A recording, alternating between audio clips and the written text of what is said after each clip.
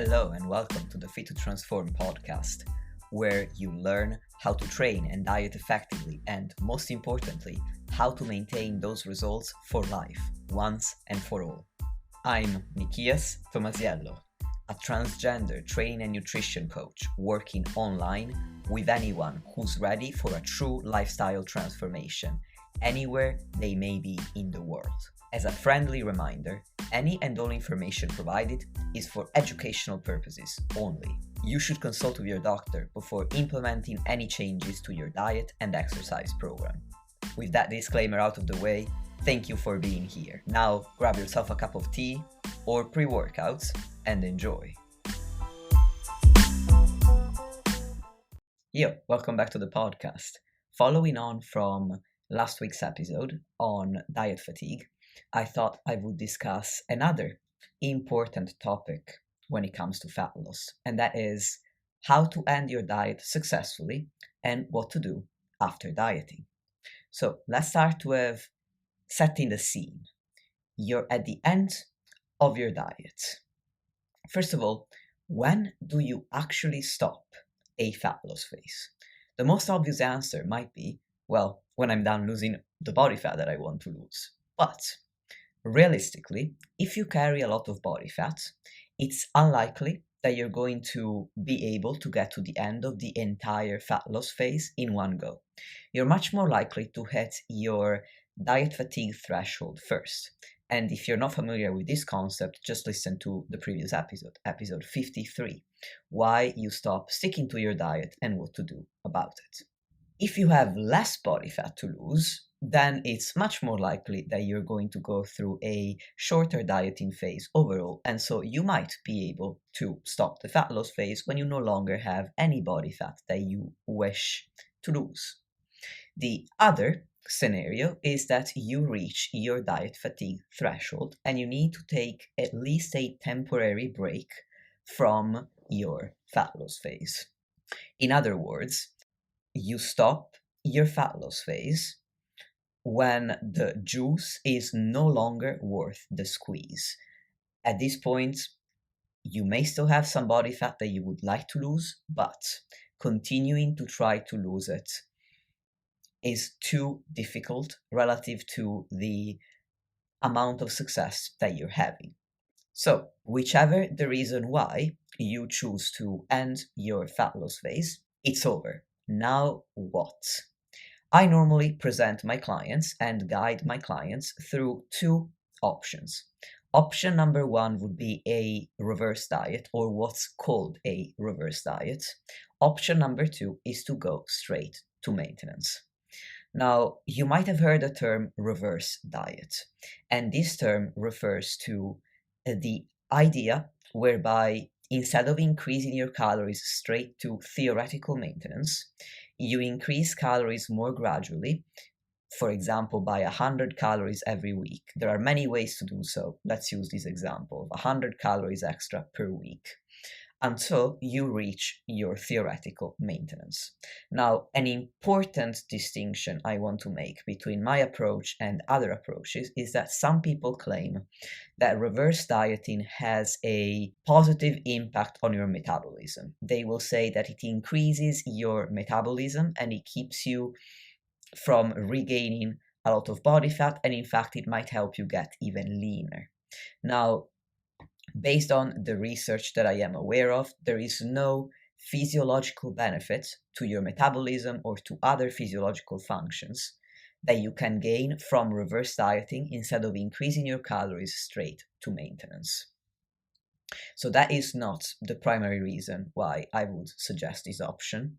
It may be true that you continue to get leaner because with a reverse diet, you're not quite yet at maintenance calories. If you increase calories gradually, you are still in a caloric deficit. So it's a smaller deficit for sure, but it is still very much a deficit. And that is why you may find yourself still losing body fat while reverse dieting, but it isn't because of any metabolic magic.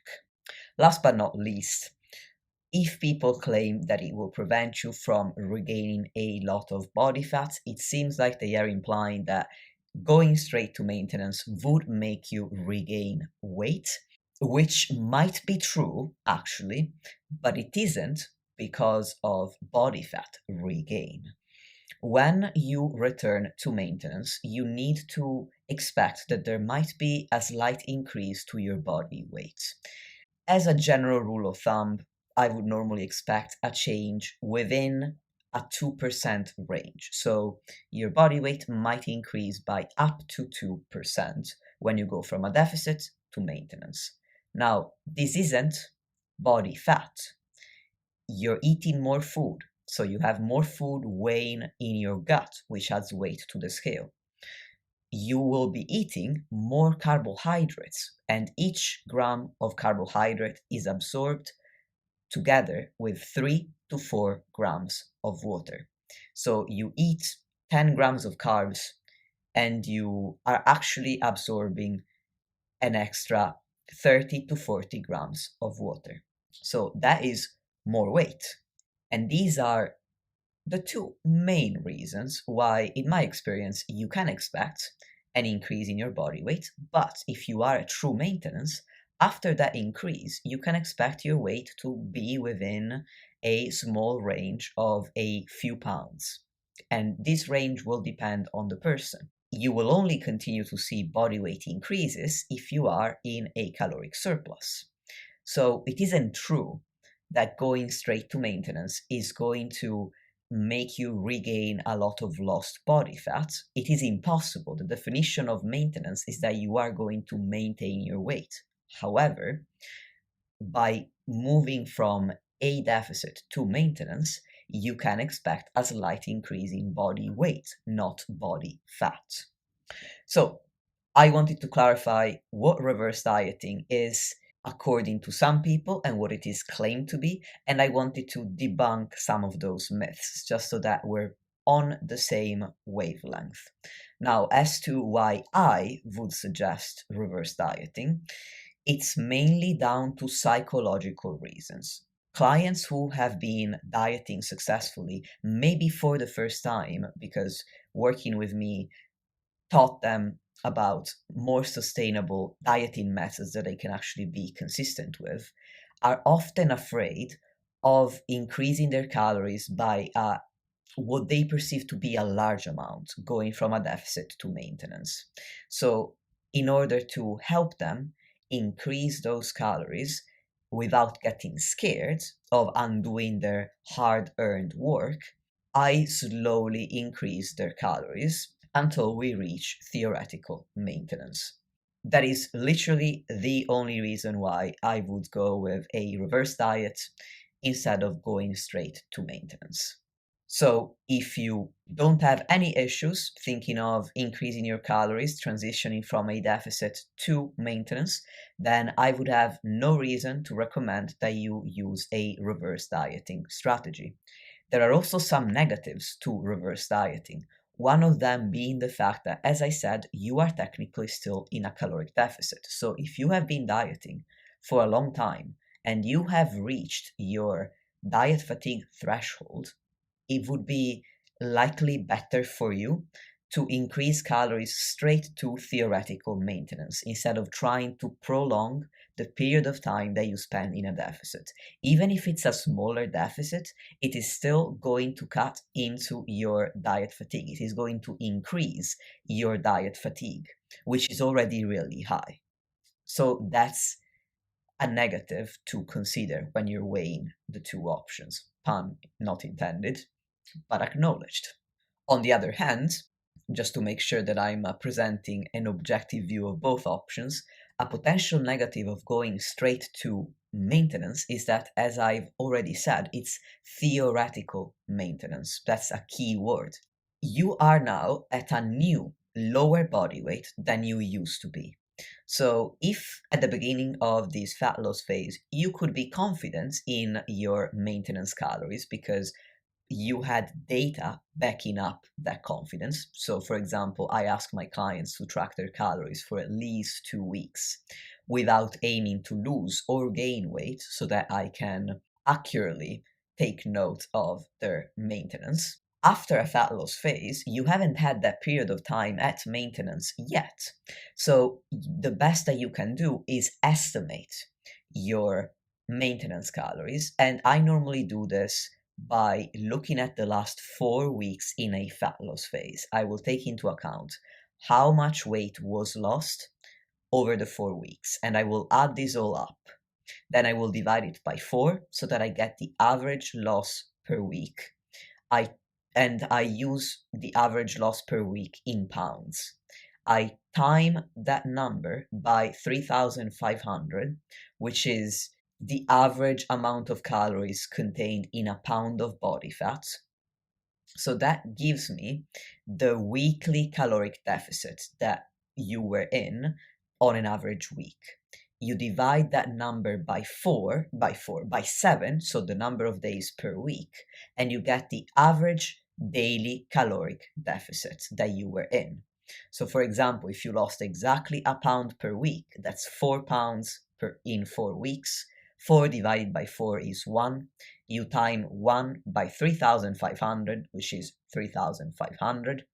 And then you divide that by 7, that's 500 calories per day. So if you've been eating 1,500 calories for the last 4 weeks, you add 500 calories to that, and that will be your theoretical maintenance. What I also do is once I've made those calculations, I play it conservatively.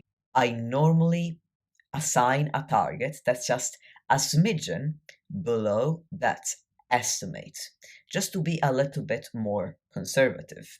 For example, it might be 100 calories less than the estimated calculation, because 100 calories is a very small amount overall, so it might put that person on the low end of their maintenance calories. I wouldn't expect them to be in a large deficit if I were to assign them a target that's only 100 calories below my estimated maintenance.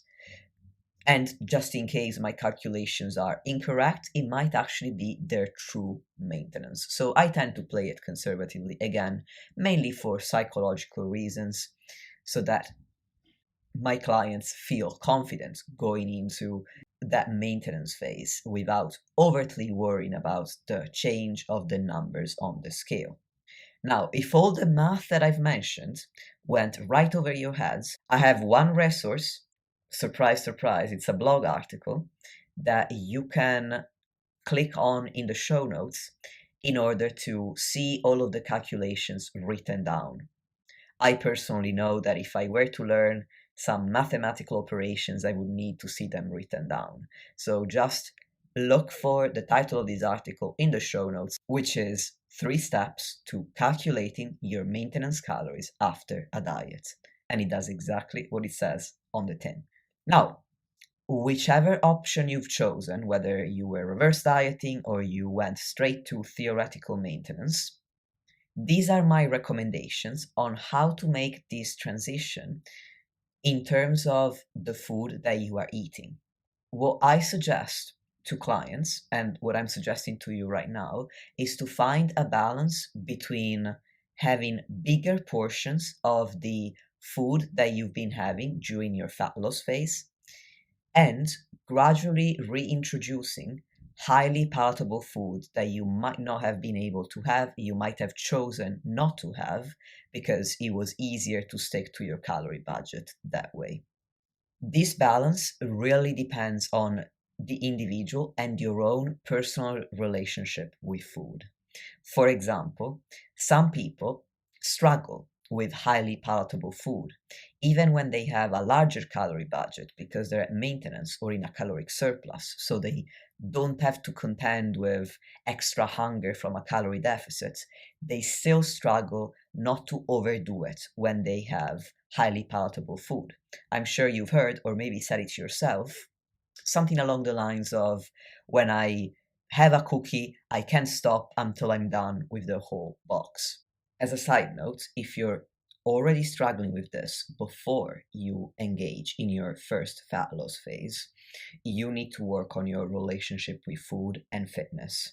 I actually do this with any client who might come to me with a fat loss goal but an ineffective relationship with food and fitness, because if we don't take care of their mindset first, a fat loss diet is going to, at best, preserve that ineffective relationship, and at worst, it's going to make it worse. However, even if you're not struggling with this before a fat loss diet, even if you are in a healthy position to go through a fat loss diet, when your diet fatigue accumulates, it is possible that you can become so hungry at the end of a fat loss phase that trying to reintroduce too many highly palatable foods too early, or any at all too early, might result in you being unable to stick to moderate portions. So if you are aware that reintroducing these highly palatable foods might lead to you going overboard more often than you are comfortable with, then it may be better to prioritize having bigger portions of the foods that you were already having in a fat loss phase. This is going to keep you more satiated, both physically and mentally. Physically, because we actually have stretch receptors in our stomach that respond to the degree to which our stomach increases in size or expands when we eat. So if you eat food that makes your stomach expand more, when those stretch receptors receive the signal or perceive that the stomach is full, they send a signal to the brain, hey, it's time to stop eating now. Please make satiety hormones, because we can't take any more than this this expansion. So if you can fill up your stomach with lower calorie foods, that's how you feel more satiated in a fat loss diet. And obviously, at maintenance, when you have the ability to have larger portions, then that satiety is even more increased because you have more calories available. And that's how you are more satiated physically. Mentally, you are also more satiated because you have been used to a certain size, a certain portion size so far. And who doesn't like to have more food? I certainly feel very satisfied from a psychological perspective when I'm transitioning from fat loss to maintenance, and I can have the same foods that I've been having and that I really enjoy during my fat loss phase, but just more of them. After this initial stage, when you are increasing the portion sizes, you are going to get to a point where increasing your portions anymore is unpleasant because you are just too full. Now, at this point, you wouldn't want to continue increasing your portions. You would want to start with this gradual reintroduction of highly palatable food in order to make up the remaining calories you have to hit maintenance. Or if you've maxed out the size of your portions and you've also maxed out your available calorie budget, you can still replace some of these larger portions with highly palatable food. Because this whole process of increasing your portions might have taken you enough time that your diet fatigue has decreased and the urge to eat a whole box of cookies because now you have more calories has also reduced, and so you are in a good mental spot to start reintroducing your highly palatable food. For other people, this process might not need to take quite as long. They might immediately start introducing a small pack of chips or a small ice cream here and there while increasing their calories, and they will find that they have no problem with moderation. Once again, there is no right or wrong here. It's simply a matter of acknowledging what actually works better for you. And if you're not sure, try one of the two approaches. And if it doesn't work, then switch to the other one. Experimentation is the only way that you're going to find out what works and doesn't work for you. So make a decision, take the plunge, stick with it for at least 1 or 2 weeks, and then tweak that decision based on the data that you actually collect over that 1 to 2 week experimentation phase. In terms of meal timing, I would suggest prioritizing increasing the amount of calories that you're eating before and after a workout, and either introducing an intra workout or increasing the size of the intra workout. Essentially, the principle that I am recommending is to prioritize fueling your training performance, because if your goal is to improve your physique, when you get more calories, whether that's from a deficit to maintenance or from maintenance to a surplus, you want to put those calories towards performance and recovery. It doesn't mean that those are the only meals in which you can increase your calories, but that's where I would start from. And once you've got to a point where you don't want to increase the calories of those meals any longer, because having any more food around your workout is actually negatively impacting your performance now, because you can't digest very well, you feel heavy and sluggish during the session, and you have other symptoms that suggest that you don't need that much food, then at that point I would increase my calories elsewhere as well. It's very, very important that the key here is improving your training performance. We're not just increasing the food pre, post, and intra workouts because of reasons. The reason is to improve your performance. If your performance is going down, that's a sign that you're eating perhaps more than your body can handle at those times. Now, I believe that this covers the caloric intake aspect of the energy balance equation quite thoroughly. So I want to transition into discussing the energy expenditure side of the calorie balance equation, and particularly talk about how to adjust, if at all, your cardio and your steps. My first recommendation is going to be to choose whether you're going to manipulate only one variable at a time, so only the calories you're eating, or only the cardio and the steps, or whether you're going to manipulate both at the same time. My personal preference, without any context about the person involved, would be to manipulate one variable at a time, because it is easier to get it right. There are fewer variables to contend with, obviously. There's only one instead of two.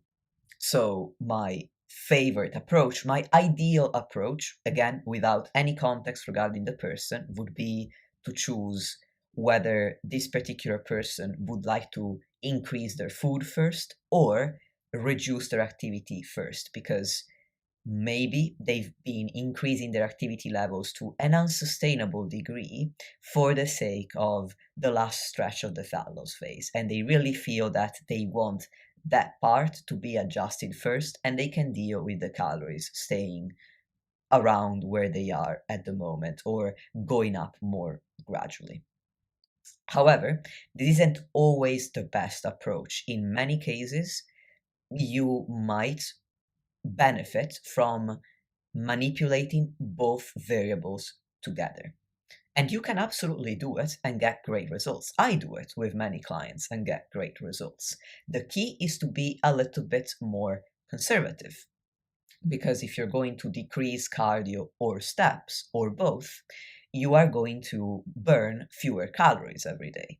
So if you decrease your steps and your cardio, then I would be more conservative with the increase in calories. And I can't give you specific numbers or percentages. For example, if you lower cardio and steps by 25%, only increase calories by 25%. As you know by now, I hope you know by now, or if you're new, you're going to find out immediately that I don't take one size fits all approaches, because every body is too individual for a one size fits all approach to be useful. So, again, experimentation is going to be the name of the game here. Now, whether you manipulate one variable at a time or both, make a decision, set targets for caloric intake and or expenditure, and then stick with those targets for 1 or 2 weeks. Observe the data, collect data on how your body weight might be moving, collect pictures and measurements as well, and then adjust intake and or expenditure as needed depending on the data that you've collected. Meaning that if you, after the initial week or two where your weight might go up slightly, you've been maintaining within a range of a few pounds, you don't need to change anything, you're doing well. If your weight is consistently going down, you need to increase intake or decrease expenditure or a combination of both because you're still in a deficit. If your weight is consistently trending upwards with no sign of stopping beyond the give or take 2% increase that you might have encountered at the end of the diet, then you are likely in a surplus. So you need to adjust caloric intake down or put up expenditure again. Finally, I want to touch upon the fact that you may not need to change your cardio and steps at all. They honestly only need a reduction if, as I said, you have increased them to unsustainable levels for the sake of the fat loss phase that you've just ended, which is a possibility. But for many people, during a fat loss phase, you might simply be doing a level of cardio and steps that's really, really good for your health and fitness, and that's also very realistic for you to maintain, in which case I don't see any need for a reduction. The last part of how to end your diet successfully and what to do afterwards that I want to cover is your mindset. It can be difficult to adjust to life at maintenance once you've been so focused on fat loss for such a long time. You've got used to the weight on the scale changing, if not every week, at least most weeks. You've got used to your measurements and your pictures changing from a less lean to a leaner and leaner physique over time. And now you have to come to terms with the fact that this is no longer the goal, temporarily or in the long term, depending on the position that you are in. Now you need to expect that this is going to leave a void. And for many people, staying at maintenance isn't as motivating as being in a fat loss phase or a muscle gaining phase in a surplus might be. So my suggestion is not to leave this void, but to try to fill it with a different goal as soon as possible. Normally, during a maintenance phase, my goal suggestions are mainly performance related. So now you have a larger calorie budget. You're going to have more energy, more protein, more carbs to fuel training and build muscle. So how about we focus more on training, because now it's the time in which you can make progress relatively faster than you could in a caloric deficit when you have fewer resources to improve your performance. So I would set any performance goal that you care about and that's going to keep you motivated.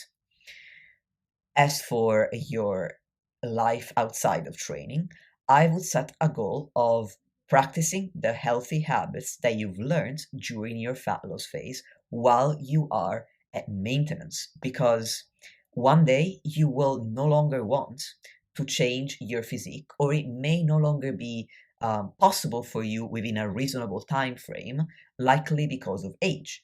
So at that point, it may make more sense to you to simply maintain everything that you've accomplished. And so from that moment on, this phase that you're in right now, this maintenance phase, will no longer be a phase. It will be the rest of your life. So you've got to practice these healthy habits outside of the context of a calorie deficit in order to ace that long-term maintenance lifestyle that you're going to live. And also so that you can ace future maintenance phases as well. You can also challenge yourself in a different way than you might have done during your fat loss phase.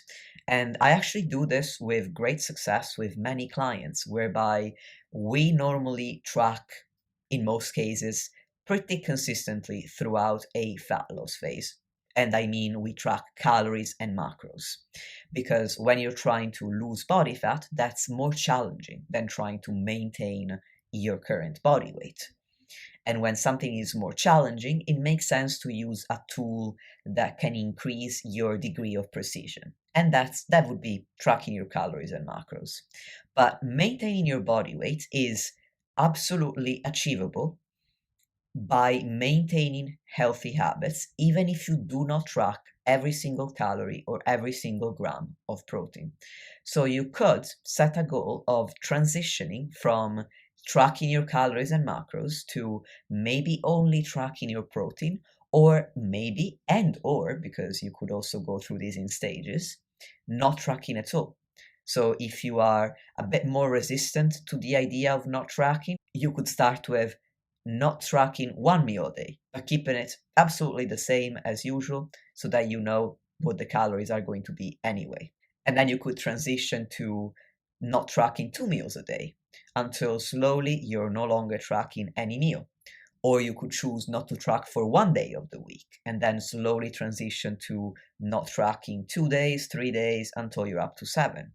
Or you could go from tracking all of your calories to only tracking your protein and then eventually no longer tracking anything. As I said, there is no one size fits all approach in my view. I take the approach that the client in front of me feels most comfortable with. So I normally have a thorough discussion on what method to use with each person. I believe that practicing not tracking while you're at maintenance calories is not only easier to do while still maintaining your body weight, but it is also beneficial for your mental health so that you don't become dependent on calorie tracking. You don't want to use it as a crutch so that you have no idea of how to eat and how to put together a healthful meal when you don't have MyFitnessPal or another calorie tracking app available.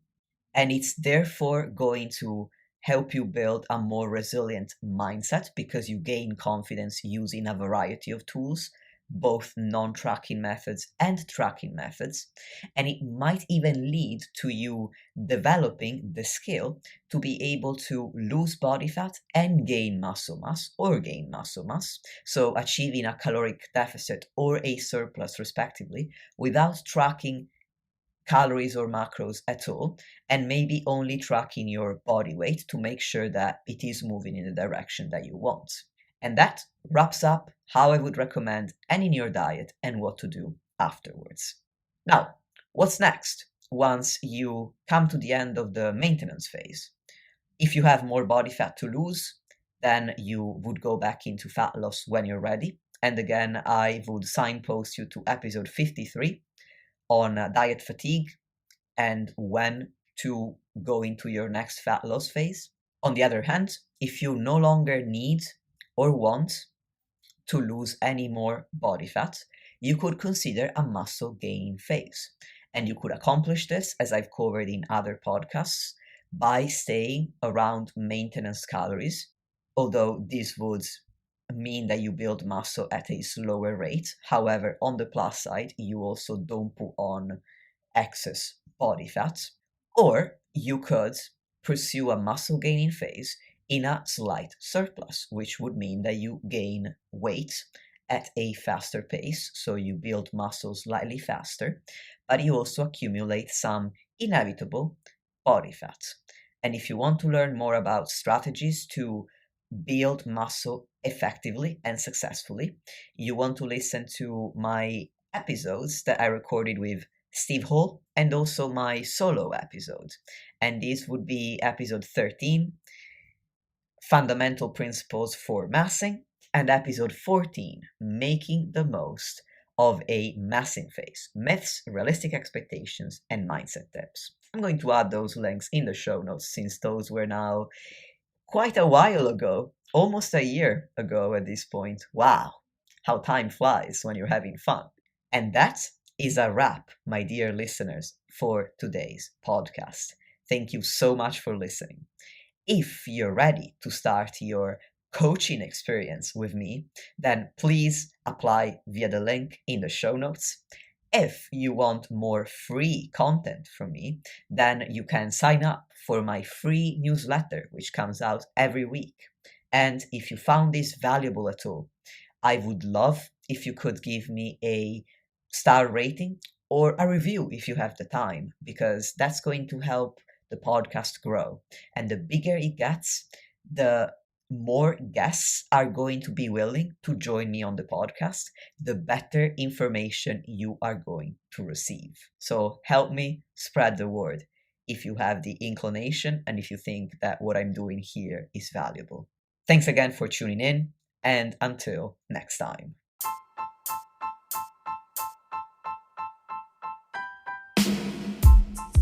Lastly, if you want to support the podcast and help me reach more people, please leave a 5-star rating or review on any podcast platform that you're using. Thank you very much for listening, and I'll speak to you soon.